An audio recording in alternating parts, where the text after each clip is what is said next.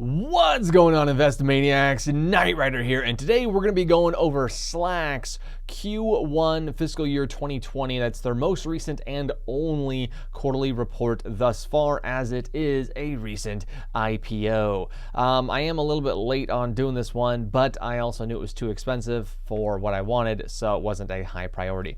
Slack Technologies, the leading global collaboration hub that makes people's working lives simpler, more pleasant, and more productive. Slack is intended to replace working email. So when you're at work and colleagues are emailing each other, this is supposed to replace that.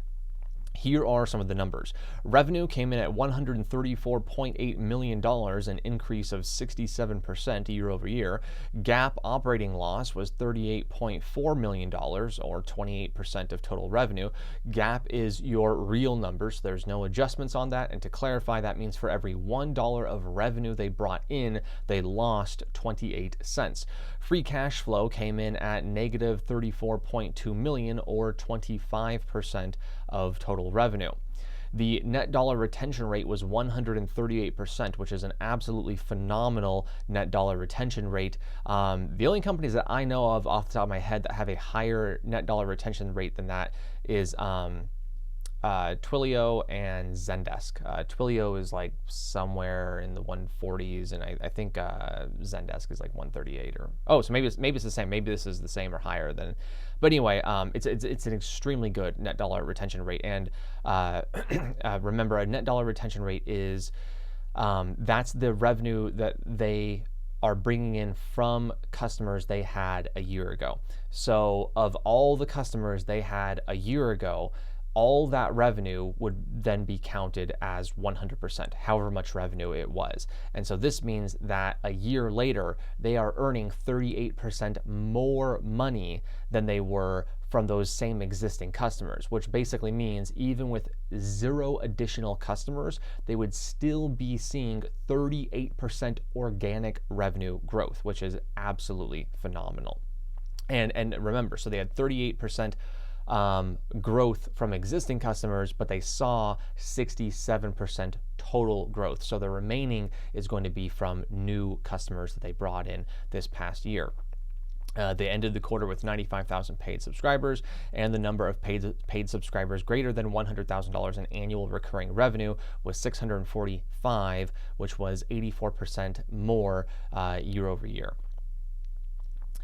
I don't pay too much attention to financial outlooks, although I know a lot of people do. I think that's everything I had marked on this. Now what I wanted to do was to take these numbers and compare it to a kind of similar high growth company where I think their numbers are somewhat comparable. So that is Shopify. They're both software as a service companies, they're both really high growth, and they're both very expensive. So let's take a look at some of these numbers and see if we can figure out whether we should be investing in Slack or Shopify, if anything.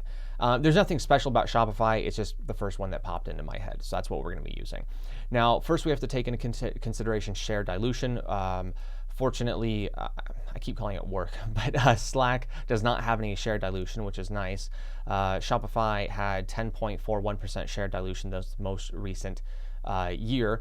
Revenue growth for Slack was 67%, and revenue growth for Shopify was 49.2%. So then you take into consideration the share dilution, and that's going to be 67% and 44.36%.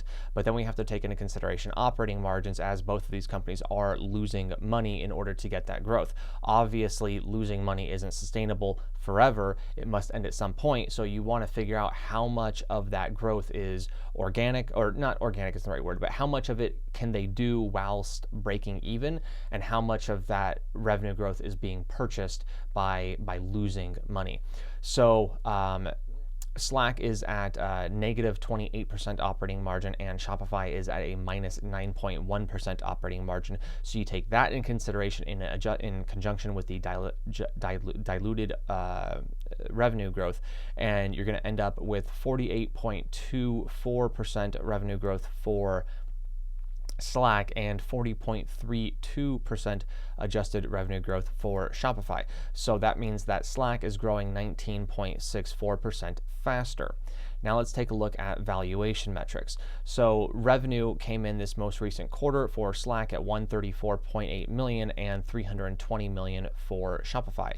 We're using enterprise value here, which is kind of a superior version of market cap. We're taking into consideration debt. I don't think either of these companies have any debt, and both of them have some cash on hand, although Shopify has quite a bit more cash on hand.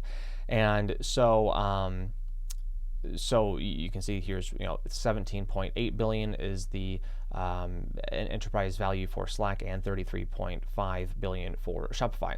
So we're going to take the most recent quarter of revenue and multiply that by 4 for high growth companies. I do prefer using this, taking the most recent quarter and then annualizing that as opposed to actually using the trailing 12 months, because the faster a company grows, the more it will be negatively impacted by using longer periods of time for doing the calculations, and that will incorrectly make slower growing companies look better on a relative basis, because a year ago they had a much higher percentage of their current sales. So we take these numbers on an annualized basis and then divide that by, or the other way, I think we take the enterprise value, divide that by the revenue on an annualized basis, and we can see that we're paying 33.02 for Slack and 26.21 for Shopify, which means that Slack is 26% more expensive. So let's come here. We have Slack, which is 26% more expensive, and we're getting 19.64% more growth. Now, at a very, very basic level, you'd look at that and say, oh, well, that means Shopify would be better because we're paying more than 19.64% growth. So it's more than 19.64% more expensive, so therefore Slack is more expensive. It's actually not exactly how it works, because of the way compounding works. We're willing to pay a little bit more for more growth, which again is one of those setbacks. This isn't really a PEG ratio. I'm kind of doing something a little bit different here, but that's one of the the challenges with a PEG ratio, is it doesn't exactly work correctly. So in reality, it's only going to take a couple of years for a 19.64% growth rate to go beyond that 26% more expensive. So I would say Slack is actually valued a little bit cheaper than Shopify, but then we also have to take into consideration, once we have looked at the numbers and we've done the valuation, we then have to take into consideration what we actually feel about the companies, and this is where I think Shopify becomes the clear leader between these two companies. Again, you can choose another company, but at least why I personally won't be investing in Slack. So free cash flow is one of them. I like to realize that although we are in a good economy right now, things can get bad. And when things get bad, all that new money dries up, and you're not going to be able to have a negative free cash flow any longer. So let's look at negative free cash flow. Shopify still has a negative free cash flow, but it is at 0.5%, which is a negligible amount. I'm sure they can get rid of that whenever they want. In contrast, Slack is operating at negative 25% free cash flow. So if they weren't able to raise new money, which they can at this point in time, so I'm not saying this is a current issue, but just for security, for me personally, if all other things are considered equal, I will very much consider or prefer a company which is free cash flow positive over free cash flow negative. So although there are a lot of other considerations on the topic of free cash flow, Shopify is the very clear winner here. So in the case of a bad economy, Shopify would be able to continue on its operations a lot easier than Slack. Now, what else are we going to look at? So let's look at where Shopify and Slack are in their spaces. Shopify, in my opinion, is the clear leader in the e-commerce space with limited immediate competition. Now, there are a lot of other website builders which do e-commerce, but none of them are built specifically for e-commerce. If you're not making an e-commerce website, if you're making a website that doesn't have e-commerce, nobody's going to go to Shopify. It's not built for that. Shopify is built for e-commerce, and it does it way better than anybody else does e-commerce. So although there are other competitors, they're the same competitors that have been around for years and years, and they haven't been able to dethrone Shopify. So I also like that Shopify has very much an ecosystem that once you get involved in Shopify, a lot of the apps that you're using within the kind of Shopify system are going to be difficult to replicate leaving that system. So once you get in, I think they're, provided the business stays in business, I think a lot of their churn has more to do with people's businesses just going out of business and they don't need a website anymore.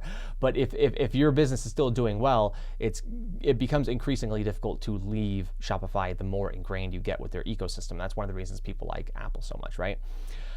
Slack, in contrast, I believe is closer to a commodity. Shopify, I do not believe is a commodity at all. I think building a good e-commerce platform is not something that's very much where quality matters a lot, and I wouldn't consider it a commodity. Slack replacing email at the end of the day, I think, is commodity.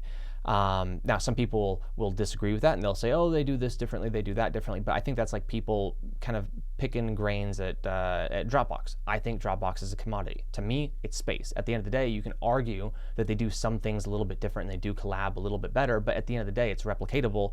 And it's not a space where I think a brand name matters. So even though they have a brand name at this point, at the end of the day, I don't think that's something they're going to be able to make a lot of money off of in the long term. So I view Slack more as a commodity relative to Shopify, and I think they also have more serious competition on the horizon. That's a little bit of an unknown. With Shopify, we know what the competition is, and they haven't been able to dethrone Shopify. In contrast, Slack, they have upcoming competition with Microsoft's Teams and Facebook's Workplace, and we don't exactly know how that is going to pan out. So that's something where your personal opinion as an investor will come into play. Personally, I don't feel like I want to take that risk when I could, for roughly the same valuation, get something like a Shopify, where I'm a lot more confident that Shopify is going to be doing well years down the road. And I think Shopify is going to exist 5, 10, 15, 20 years down the road in a significant way, whereas Slack, it wouldn't surprise me if the business doesn't even exist in 10 or 20 years.